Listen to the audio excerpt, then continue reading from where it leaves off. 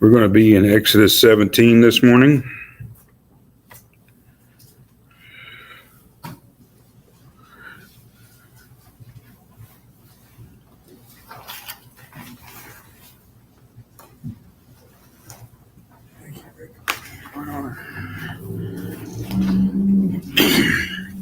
It's a short chapter, so maybe we'll get through it all today. If not, no big deal. Exodus chapter 17, we'll start with reading verses 1 through 7. Then all the congregation of the sons of Israel journeyed by stages from the wilderness of Sin, according to the command of the Lord, and camped at Rephidim, and there was no water for the people to drink. Therefore the people quarreled with Moses and said, "Give us water that we may drink." And Moses said to them, "Why do you quarrel with me, and why do you test the Lord?" The people thirsted there for water, and they grumbled against Moses and said, "Why now have you brought us up from Egypt to kill us and our children and our livestock with thirst?" So Moses cried out to the Lord, saying, "Why shall I do to this people? A little more, and they will stone me." Then the Lord said to Moses, "Pass before the people and take with you some of the elders of Israel, and take in your hand your staff, with which you struck the Nile, and go. And behold, I will stand before you there on the rock at Horeb, and you shall strike the rock, and water will come out of it, that the people may drink." Moses did so in the sight of the elders of Israel. He named the place Massah and Meribah because of the quarrel with the sons of Israel, and because they tested the Lord, saying, "Is the Lord among us or not?" Okay. What do we think about that?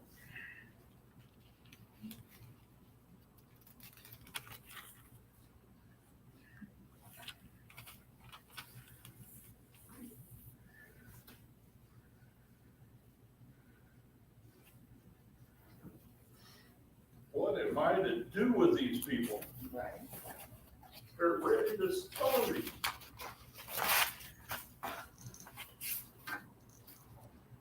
Everybody's frustrated. Moses is frustrated, Deacon is frustrated. And they keep, they forgot all the hard work, but they remembered the food and drink they had in Egypt that day. Process. Why did you bring us out here this time? Are they so afraid of the Lord that they're just picking on Moses instead of going to the Lord? Well, Moses is very much their intercessory figure. They are supposed to, I think, go through Moses. This is not yet, and even really in through the Mosaic Law, they prayed, they would talk, and God would come to people individually and appear to them. But there is this priestly tradition that's being established where the people have to have somebody between them and God. And, in a sense that we feel like that's not our situation, that we can go directly to God. But in a sense, it is our situation, isn't it? Because we go to God through Christ. And so we have a high priest too. So it's very much, Moses is there to be a receiver of Israel's thoughts, fears, and all that. They don't have to be so obstinate. They don't have to be so critical, but Moses has been put forth as a God-like figure to Israel. "I will make you as God to Aaron. I will make you as God to Pharaoh. I will make you." People are seeing you perform these miracles. And yes, we know, and maybe they knew God was the one doing it through Moses, but there's that line is kind of blended. It's kind of blurred a little bit between when they're talking to Moses and when they're talking to God. So Moses is so important at this stage that it's not really inappropriate for them to voice their concerns. How they're voicing them and when and why and all that, that's up to judgment, and God's not real happy with them here either. But it is the fact that they're going griping to Moses that's part of it. Terry's going to find out that people griping at you about the preacher is part of being an elder. And if you don't want to hear that, you don't be an elder. You know. Don't worry, people gripe at the preacher about the elders. So that's kind of how that all works. So it goes both ways. But Fair, fair. yeah, it is. So it's Maybe I just saw too many TV shows about that, because I thought that people, they were doing all the slavery stuff, believing God and knew God was there for them. And I guess then when Moses stepped in, started trying to make the king be what was right, and Moses started making all the things happen. So that put Moses in the kingdom. Is that what we're talking about? well, as far as kind of the hierarchy, chain of command, if you will, Moses is between God and Israel. So when Israel is not happy, and it's just like any other really human situation. If you're not, if you have a job where you have a manager and then there's an owner of the company, and you don't like your job, are you going to go straight and complain to the owner of the company, or are you going to complain to your manager who's right there with you? Maybe they're not working as hard as you. Maybe they've got a better situation, but you're going to complain to the person that's closest to you first. It's only pretty natural, and it shows there's a lack of confidence, to be sure. And these people are lacking in confidence. These are the same people that will not go in. They're scared to go into the land of Canaan because of how big their enemies are. These are the people that God didn't want them to meet combat too soon. They're about to meet it later in the chapter, but this is, I guess you could say this is not the greatest generation of Israel. We look back into World War II and we call it, Tom Brokaw, I guess, coined the phrase, the greatest generation. And you look at, could we fight that war right now with our people? And probably not. So I saw somebody on Twitter several months ago, they were complaining about having to prove, you'd had a shot in order to do certain things and everything. And they said, never in American history have you had to show your papers to do something you're free to do. And they've completely forgotten about the rationing during World War II, where you had to show, you couldn't just go down a gas station and buy gas if you wanted to, just because they had gas and you had money. You got to show them, I've got a right to buy this gas. In times of, intense danger, and whether you think the pandemic compromise or composes that kind of danger or not, but we have a history of suspending kind of our rights in order to endure as a nation collectively and get through something that we think is very dangerous. So, I don't like to say the word never, and I don't like to say the word always, in talking about the scriptures, because I'll say God never lies. That's one thing you can say. And God always keeps his promises. I don't mind doing it there. But, life brings about changes and difficult situations sometimes. And even in the scriptures, things they were never to do, they did. And things they were always to do, they didn't do. And sometimes they receive the full repercussions or consequences of those choices, and sometimes they do not. So God is the judge. And, if you don't judge, if God didn't judge, really, what's the purpose of being God? What role does he have? If it's always A plus B equals C, then you don't really need God, do you? You just need to do your math. But the other thing is that we learn something new out of the Bible every time we read it. So what we thought was right yesterday, maybe today we see that, that wasn't quite what they meant. So our judgment isn't anywhere near God. No, it's not. Yesterday they said judge not, unless you be judged with the same judgment. Mm-hmm. Yeah, they're judging Moses' leadership. They're not judging their own followership, how well they're following. And it's just normal. At the same time, they are very vulnerable. They do have their lives, their families, their livestock. They need water, and they're out in a place where there isn't water. And it's not surprising that they would feel panicked by it. But this is, if they're not willing to endure some hardships and have God relieve those hardships, trusting God to relieve your suffering, the expectation that you will not suffer. And I think that's kind of one of the messages of the story is if you expect to avoid suffering as a follower of God, you haven't read the story very well.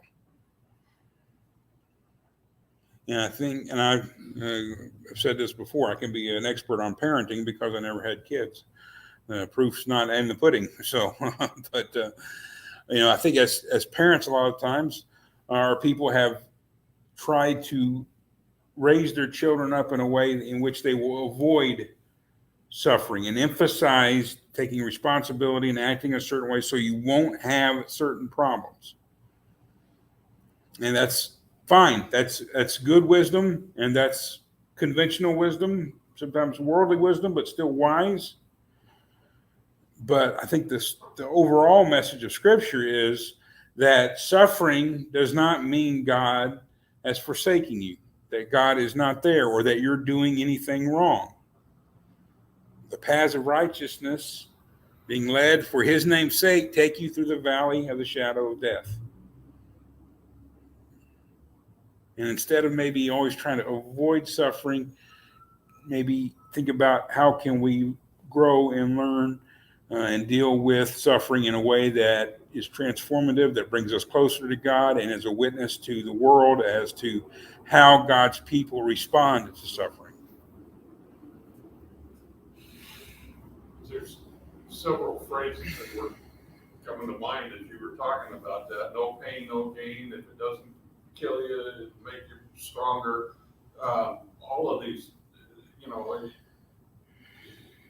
exercises, you need to go through something to come out the other side better. And a lot of times, especially with exercising, we don't want to go through that. Physical therapy, the same thing. We were told that you need to do this, and most of the time, especially if you listen to the physical therapist, we don't always get the complete healing that we want because we didn't put in all of the work. And it's the same here, that, we need to put in the work, put it up with the suffering, and realize that we will come out the other end. It may not be until judgment that we come out the other end and are rewarded for it, but you need to keep on keeping on. But and I think your point is well made, and Israel's obedience never is sufficiently complete, really. I mean, they never really do, even when they're in the conquest. It's pretty quickly, really, God says, okay, I'm not driving all your enemies out before you. They're going to remain, and they're going to be a thorn in your flesh, and they're going to, whenever you don't obey me, I'm going to raise them up, and they're going to oppress you, and then you'll come back to me. And that's the cycle of the book of Judges, really, is disobedience, oppression, deliverance. We see even when they obey, I was thinking of one of the times they go in and conquer a nation and they're supposed to wipe everything out or not keep, they'll either keep somebody or they'll bring back trophies, none of which they're supposed to do, but even when they're doing what God says, they don't do what God said. Yeah, either somebody doesn't get the memo or they just disregarded it. It's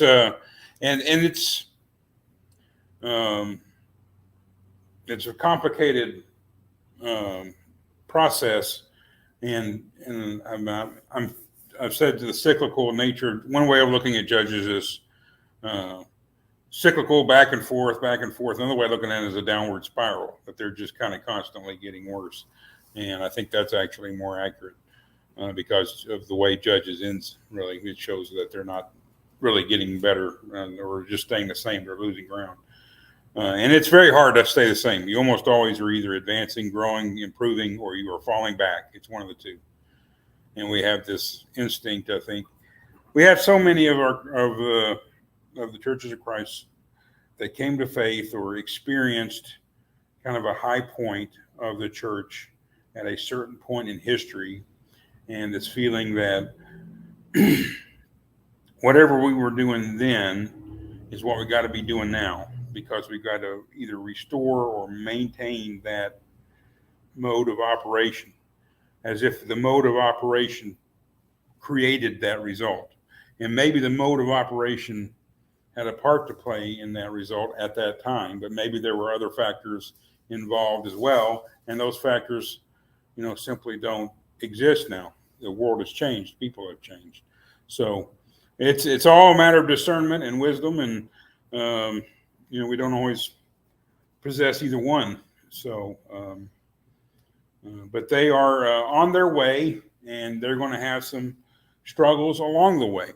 And we see that they don't have water. This isn't a case where they get there and the water is not satisfactory. This is a case of there's no water at all. And the smitten rock certainly is reminiscent of Paul's teaching on Christ. And we've looked at 1 Corinthians 10 a little bit already in terms of the crossing of the Red Sea, as that as a baptism of Israel into Moses. This is Israel. They've been eating, we've seen the manna and the quail, they're eating the same food.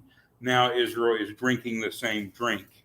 So this is a unifying moment. It is a teaching moment in a sense. I guess what PD had to say about exercising and rehab and physical therapy and all that is true, is a good example, except that ultimately the deliverance or coming through out on the other side is a result of God's work, God bringing about the result. And yes, we do have to be obedient. Our obedience is never perfect, though. I mean, it's never going to be complete. And Israel demonstrates that. That's one of the roles of the story of Israel, is, I think, to show that human obedience will always fall short.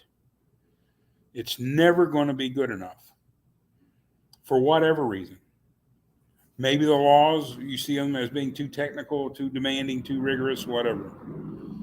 Certainly, the Pharisee, Jesus' opponents thought, when he starts talking about marriage and divorce and remarriage and all that, they say it's better to never get married. This is too hard a law.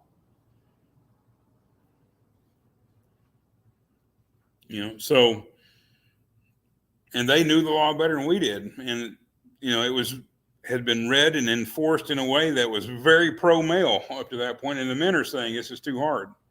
So you can only imagine how the women thought about it. But that's part of the message, I think, is that our obedience is not good enough. But at this point, God is preparing them, testing them. They are testing God, and that is not really a good thing in a sense, because it reveals a lack of faith. God does not operate in faith with us. God operates in knowledge with us. We have to engage in him through our faith, through faith in Jesus Christ as Christians. But through belief, through faith in Moses, through faith in God, based on what God had done for them already. Certainly, he's not asking them to buy a pig and a poke. I mean, he is, they wouldn't have wanted a pig anyway, I guess. But they have, he has done things for them already. We're going to see that in the next chapter, how important it is for God's people to remember what God has done, to tell the story of what God has done. Because if we don't tell our stories, we will ultimately forget.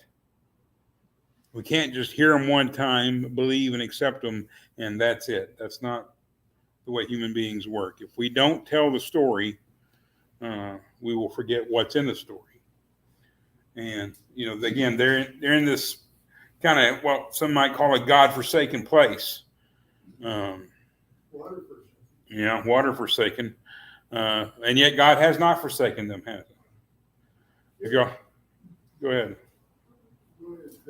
Well, I was just on the term God-forsaken. One of my parents' favorite movie is The African Queen. That movie with Humphrey Bogart and Katharine Hepburn, and Bogey calls the place they're in there in Africa godforsaken, and Catherine, of course, she does a lot of correcting of him in that movie, and she corrects him. God has not forsaken this place.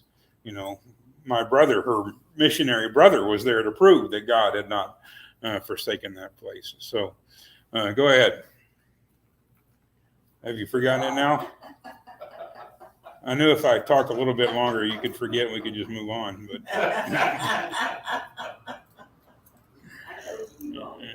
I try to get you to go too, Mark. You know, I'm sorry. My thought is gone. something about water, no water, water forsaken. Well, They couldn't run their center pivots. the part that we read or you talked about in 1 Corinthians, it talks about Christ being with them as the rock. Yes. And evidently he was with them, sounds like he was with them through the whole journey. I don't know whether that's true. He's the bread of life too. So he's the manna. He's the water they drank, the food they ate, the water they drank. Whatever was with the rock, or he was the rock of water. Some, I don't know how that all worked out. But evidently he was there throughout their whole ordeal. And he's, as you know, Jesus as the rock himself is smitten, Right.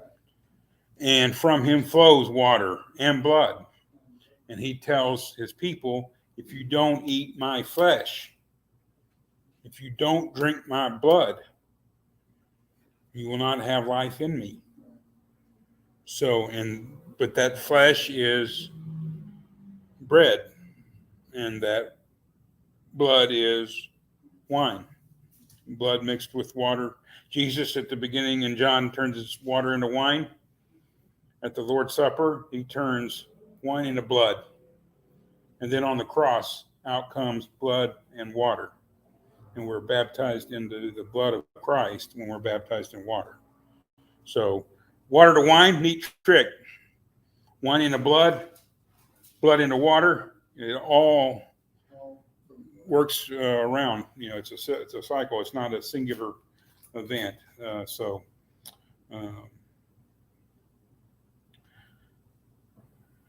I guess what I would take overall, and we'll see it over and over again, if we can correct or maybe refine, I think is a better term, refine the message.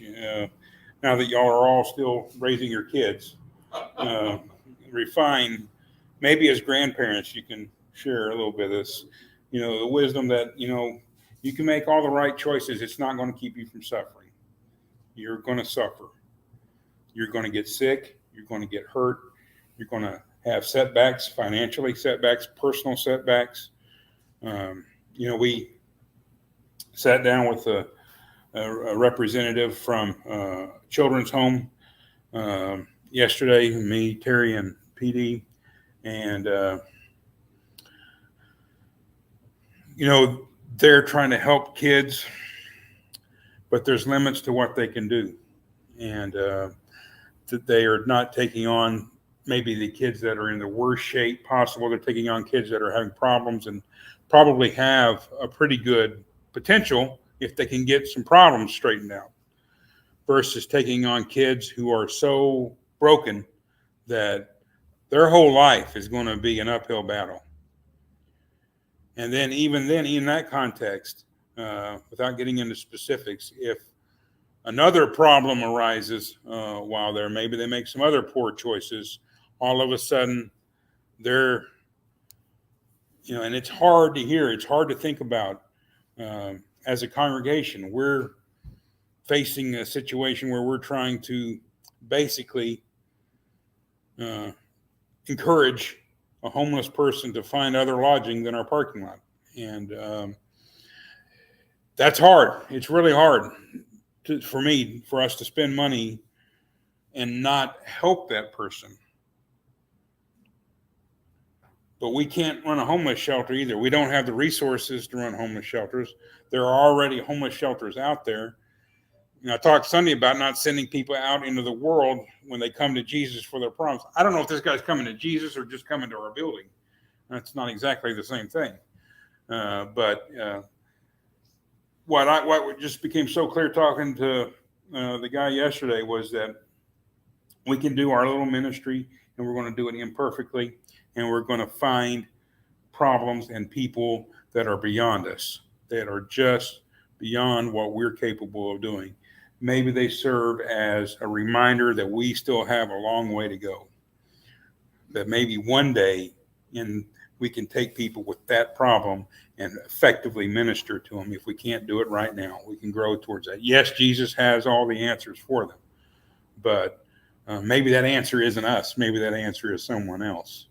To be humble enough to kind of, as Clint Eastwood said, know your limitations. A man's got to know his limitations. And so there's a little bit of that going on too. But Israel is not really limited. They're not supposed to see themselves as limited. They're in the desert. There's no water.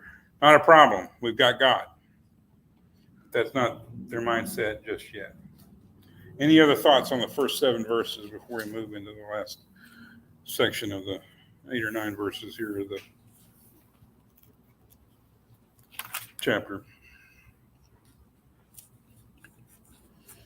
Okay, we have another pretty famous in terms of particularly being applied into kind of Christian imagery, verses 8 through 16. Then Amalek came and fought against Israel at Rephidim. So Moses said to Joshua, "Choose men for us and go out, fight against Amalek. Tomorrow I will station myself on the top of the hill with the staff of God in my hand." Joshua did as Moses told him and fought against Amalek. And Moses, Aaron, and Hur went up to the top of the hill. So it came about when Moses held his hand up that Israel prevailed, and when he let his hand down, Amalek prevailed. But Moses' hands were heavy. Then they took a stone and put it under him, and he sat on it. And Aaron and Hur supported his hands, one on one side and one on the other. Thus his hands were steady until the sun set. So Joshua overwhelmed Amalek and his people with the edge of the sword. Then the Lord said to Moses, "Write this in a book as a memorial and recite it to Joshua, that I will utterly blot out the memory of Amalek from under heaven." Moses built an altar and named it "The Lord is my banner." And he said, "The Lord has sworn, the Lord will have war against Amalek from generation to generation." And Israel certainly did battle Amalek for quite some time, and ultimately, it appears, prevailed. And you don't meet too many Amalekites these days. So, any thoughts on verses 8 through 16?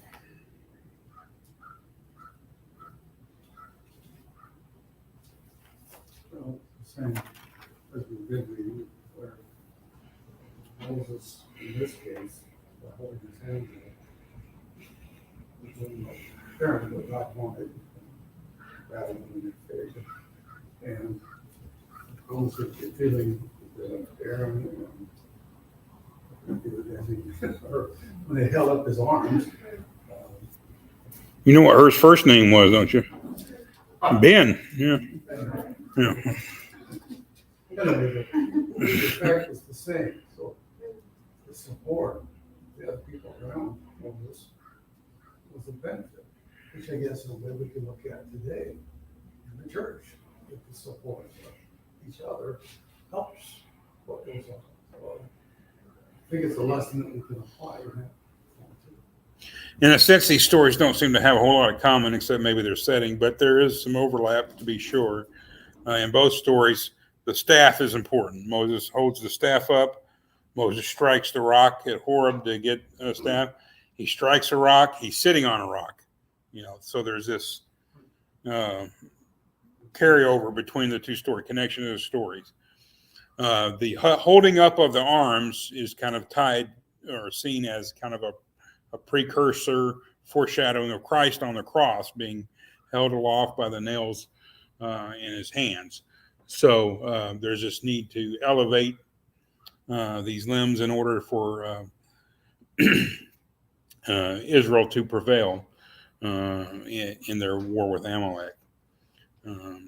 Any other thoughts, before we? Just a side thought that we are familiar with these stories, but sometimes we forget about the details. I forgot who was with him holding up the hands. That made great trivia question. Who helped, hold up? I mean, we probably guess Aaron, but not Ben, Yeah. Well, I mean, in that sense, particularly Aaron, you have the priesthood upholding the law in a way, kind of symbolically.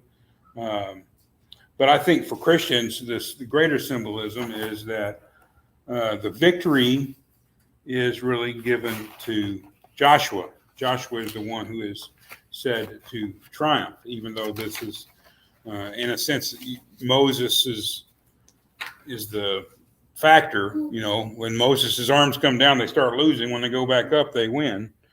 But Joshua is the one out there actually waging the war. And I've talked about this before, but Joshua's name, Yeshua, Jesus. The Greek version of it is Jesus. So more symbolism that Moses is absolutely indispensable in a victory won by Jesus, but the victory is ultimately won by Jesus. Moses plays an important role, and without Moses, there is no victory, but ultimately it has to be won by Joshua. Ultimately, it has to be won by Jesus. Amalek is a descendant of Esau, so these are their relatives that they're fighting against. These are Jacob's nephews, descendants that are waging war against them. And, the Edomites were more direct descendants, I guess you could say, of, or maybe a bigger term for the descendants of Esau. So, a lot of their struggle and a lot of their strife are going to be with family. They're going to go into Canaan, not completely possess it, and have these other peoples in their midst. And then kind of around them, they're going to have family members, distant family, that are going to be their enemies, that are going to rise up and oppress them from time to time. And God will have to deliver them at times from their oppressors. But this points out, and it was something we talked about when we were in Genesis, it's easy to look at the story of Jacob and Esau. I say it's easy. It's the way it was presented to me most of the time growing up, was that no matter what Jacob did, he was in the right by the way he treated Esau. And Esau deserved what Jacob did to him. And I don't think that's a fair interpretation of the story in Scripture. I think a fair interpretation is that Jacob was called, God redeemed, and God did not forget Esau, just as God did not forget Ishmael, Abraham's son of the flesh, son not of the promise, son not of the faith, the unchosen son. Just because they weren't the chosen one, it doesn't mean they were forgotten or forsaken by God. Esau was not forgotten or forsaken by God. Esau did not have to live an unblessed life, even though Jacob conspired with his mother to steal Esau's blessing. I admire the people that can do the mental gymnastics to read the story of Jacob stealing Esau's blessing and come out with it that Jacob was the good guy. That is some flexible thinking there. Especially all the lying, the conspiring with his mother, it's just. It was the mother. Yes. And it's a kind of typical of Genesis. The woman is not presented in a particularly bright or very favorable light, actually. So it's a sad story, really. What's that? She had a favorite son. She did, and so did he. So did Isaac. Yeah. Esau was Isaac's favorite. So it's I'm my parents' favorite, so I don't know how I can't really say too much, but Me too. you're your mama's favorite, and She tells me that all the time. you say you don't have a favorite. They're all your favorites, huh? They're all until they're all together. Yeah. So it's a story. I mean, I think we can look at these things and see the exclusive relationship that Israel has with God and the favor he shows them. But we also need to see that God has a plan and provision for others. When they get away from that, God can still use them. Amalek is obviously, God does not want Israel oppressed at this point. He is testing them. He is forming them. But at the same time, he doesn't shield them from Amalek. He doesn't keep Amalek. He doesn't confuse them and drive them into the sea. He lets Amalek come and wage war on them. We just can't, as God's people, expect to go through life and it's going to be smooth sailing all the way, no matter what we do, no matter how obedient we are, no matter how smart we are, how intelligent we are. We have to expect difficulties. And again, if we can raise our successive generations up with this knowledge of thinking, how can I just avoid suffering, avoid problems, but how do I remain faithful, and how do I present God as a loving God to the world while I am suffering? I mean, that's the thing Jesus does so powerfully, is encounter and endure suffering in a way that is a testimony to God's love. And there's always cynics. There's always people who look at it and say, well, if Jesus was crucified, then God must not have loved him very much.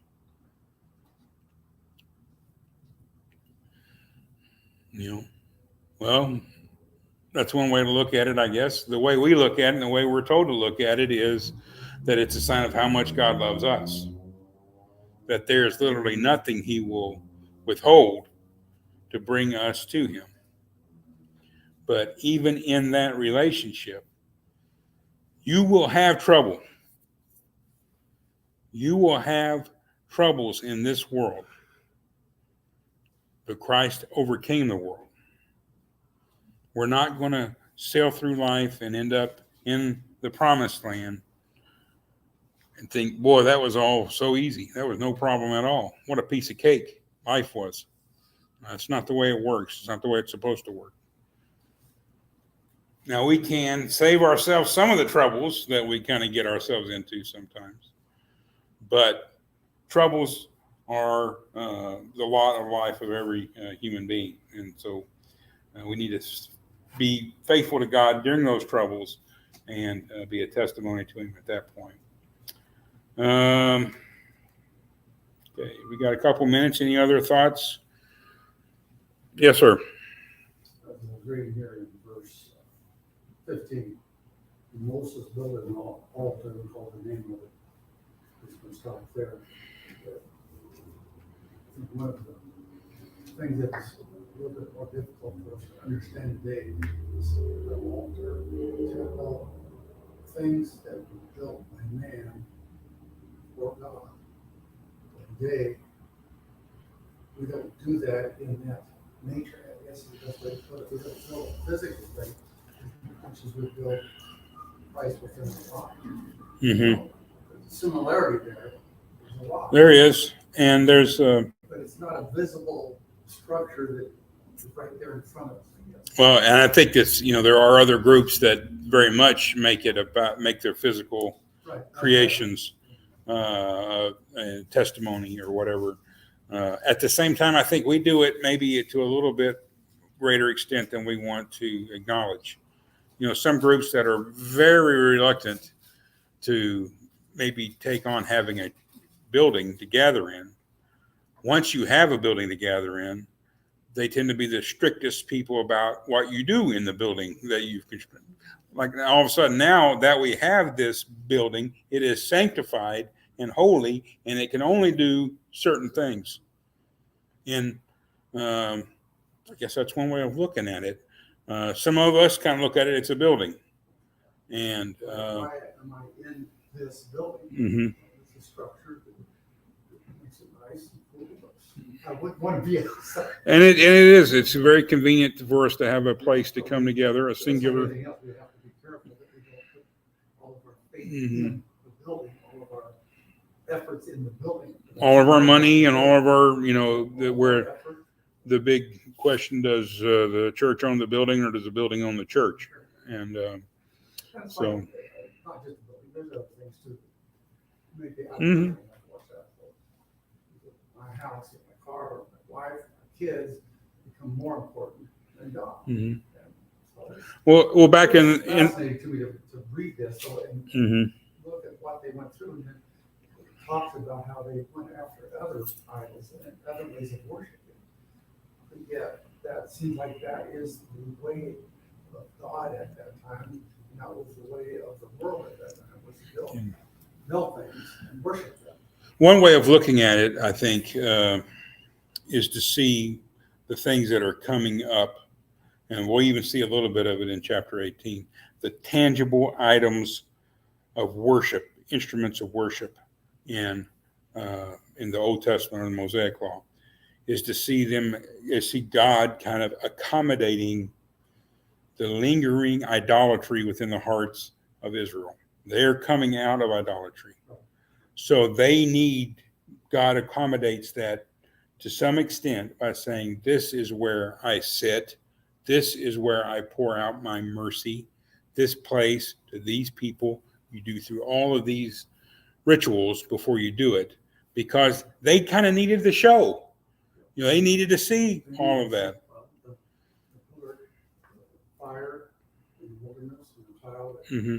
So, you know, Yeah, they needed to see. It was demonstrated. You know, this podium that we have here was built by Bob Lees back in the day. It's been a long time ago. And it was showing some wear and tear. In fact, it was splitting and it might have really broken. Your son-in-law discovered the defect and he was going to work on it. And that would have been fine. He would have done a wonderful job, I'm sure. But I talked to Bob's daughters and Bob's grandson ended up fixing it, and he did a wonderful job too. So it's kind of, it's not sacred. I mean, this is not a very ornamental piece. It's purely functional, but it is well made. It was well made, and it has maybe a little bit of personal attachment to some people, and there's nothing wrong with that up to a point.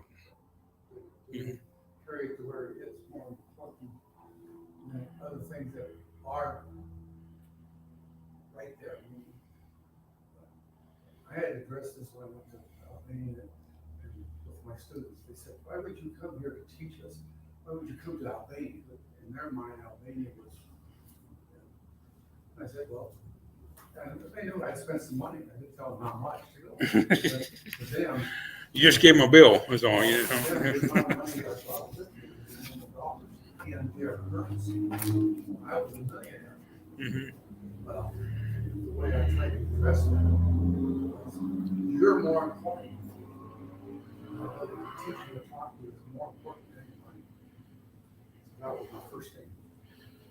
The money is not important.